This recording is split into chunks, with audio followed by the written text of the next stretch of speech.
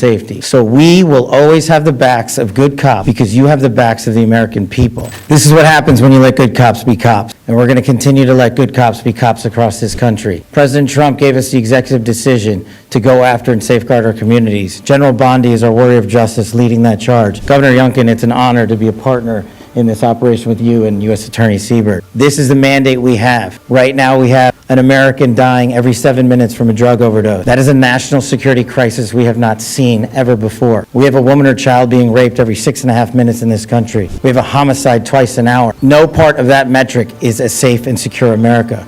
But thanks to the brave leadership of this administration and the folks that you see here, we are returning our communities to safety. As you heard, we took down this morning a top leader of MS-13. That is not done easily. That is done with brilliant law enforcement. And right here, I'm proud, and I think the governor knows I'm biased, having graduated from the University of Richmond, to have this here in the state of Virginia, here in our Northern Virginia resident agency, with our partnership with our Washington field office and our special agents, our SOS folks, our intel analysts, and our support staff. My priority has been law enforcement across the country, and that will not change. But law enforcement across the country cannot be done just by Washington, D.C. and the federal government alone. This task force was stood up 1 month ago. In 1 month, the brave men and women on this task force from state, local, and federal authorities have arrested 342 criminals in the state of Virginia alone.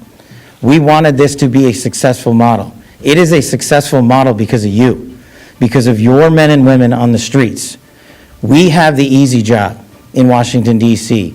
You take it to the max every single day. You put your safety on the line. You put your selfless desires ahead of going home and seeing your families at night because you care more about safeguarding our schools and our community than you do your own safety. So we will always have the backs of good cops because you have the backs of the American people.